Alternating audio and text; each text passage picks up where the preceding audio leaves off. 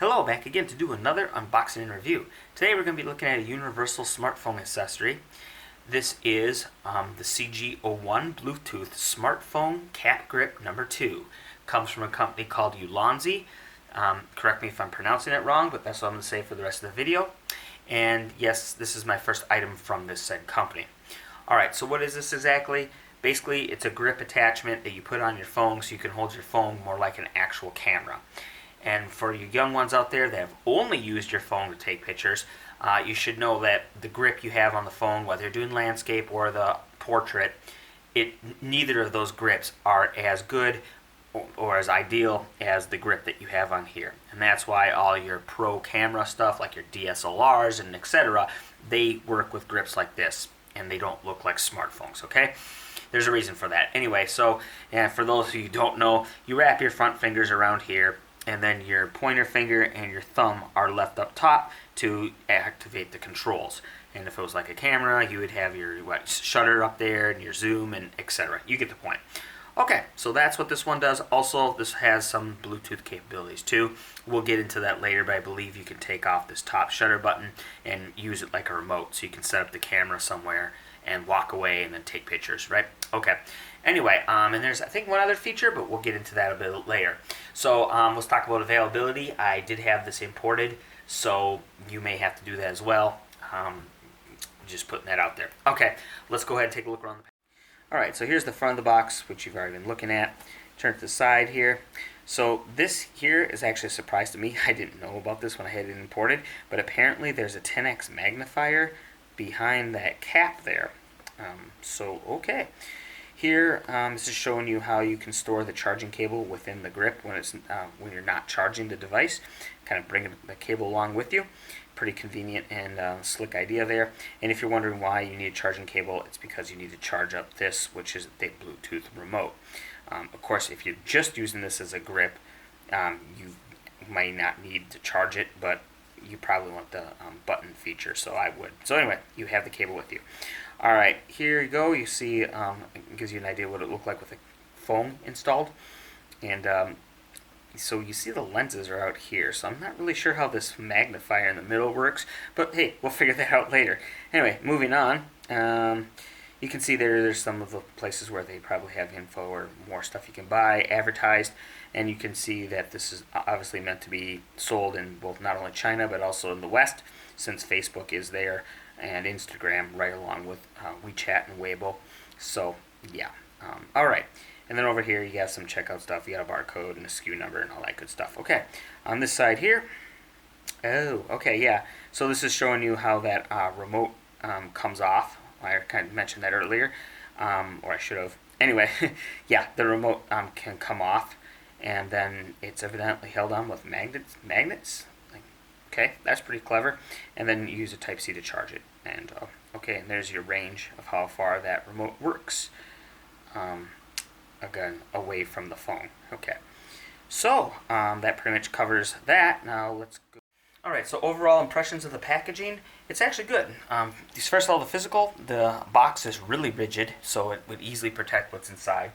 Also add to that, this entire box has been shrink wrapped, so adding yet another layer of protection. Not only the waterproofness that it provides, but it also makes the cardboard even stronger because, again, it's an added layer over the cardboard. So there you go. Now let's talk about the way it looks. I would say it's simplistic, but it's really well done.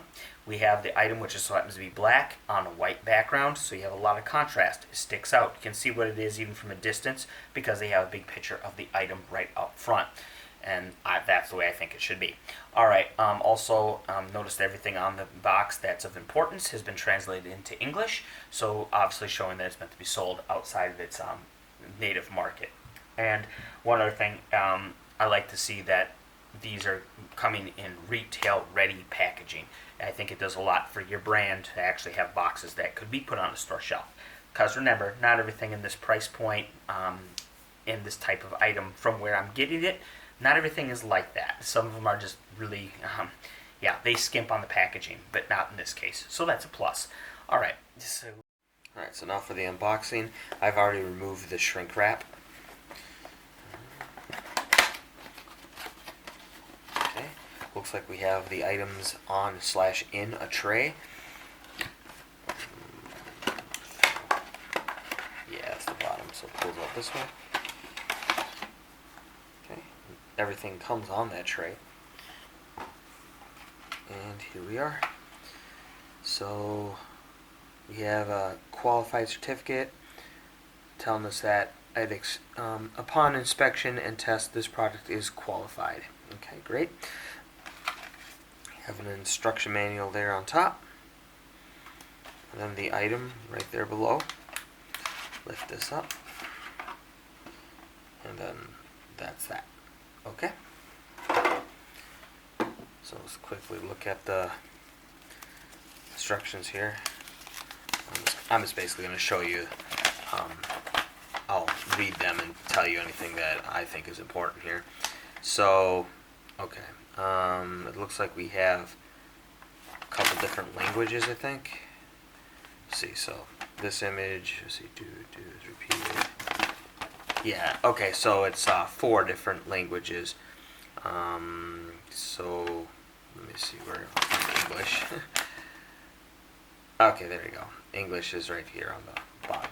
Okay, anyway, so yeah, 4 different languages, and you have one, including the, well, that's just a picture, so, of the item. So 1, 2, 3, 4, 5. 5 panels of info to read. And, okay, let's go ahead and look at the item now. Alright, so here we are.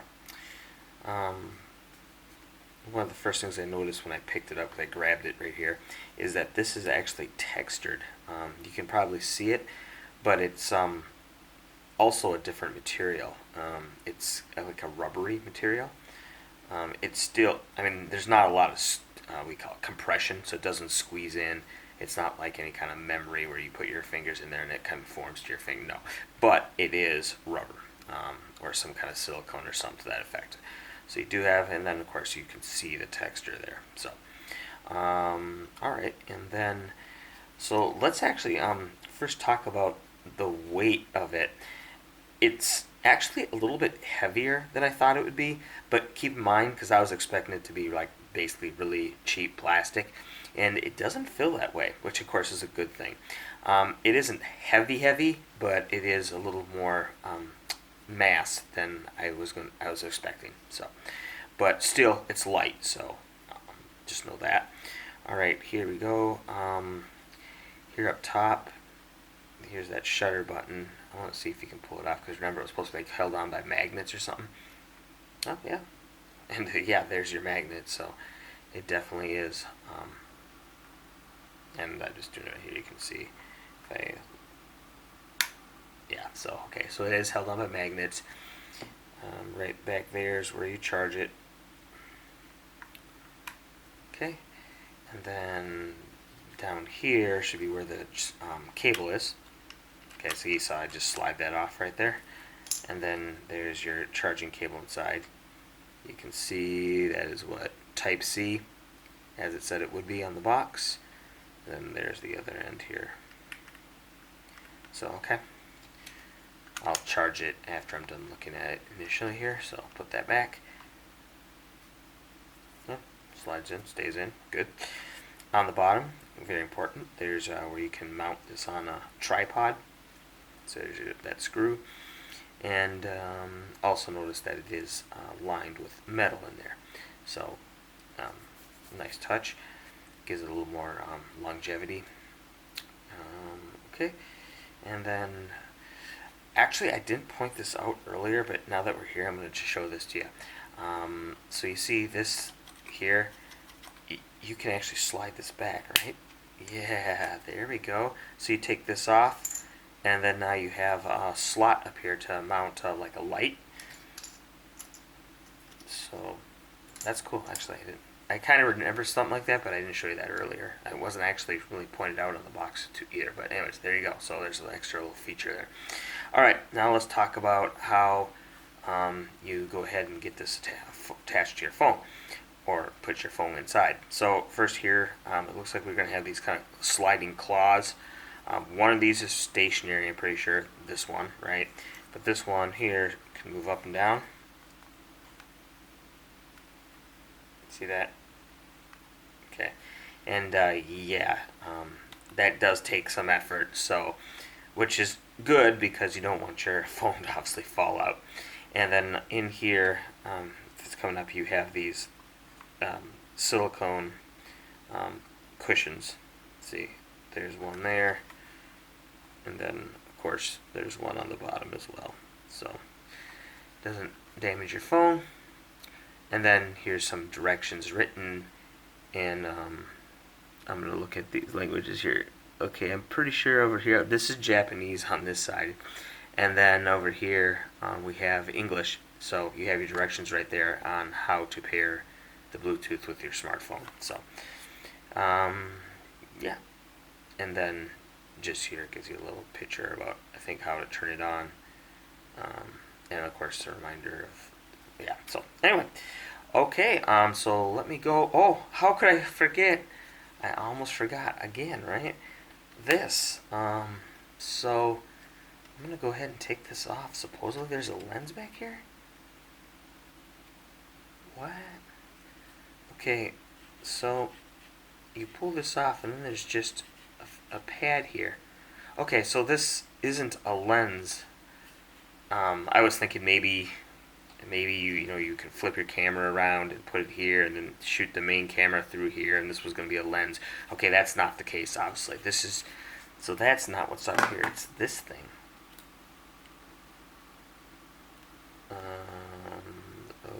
Okay. It appears to be a mirror. Yeah, you can see that. See the reflection? And there's a little film over it to protect it. Okay. So, I don't know, is this to help you with like...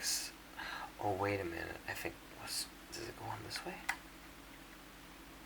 Ah, okay. So, there you are. You can mount this little mirror on the front. Okay, I think I might know what's going on now. Is this for like selfies or to show you maybe so like when you have your camera here and it's taking a picture and you're using the remote, you can see or get an idea of what the camera is seeing by what you see in this mirror. That's what I'm going to go with. Maybe that's wrong. I'm not sure. I'll read the directions, but at least that's what I think it is initially. So anyway, I'll flip this guy back around. And of course, yeah, it's held in with magnets. You see that, right? Okay. So, yeah. Okay, so let me check out the directions in case there's anything I missed. And I'm going to go ahead and charge this. Oh, and there's one other little thing to note. If you look here on top, there is this little hole right here. So I guess you could attach a lanyard there. So, yeah. Alright, so I got the unit charged up. There is a little LED on there to let you know its charging status. Basically, light on, it's still charging, light off, it's done.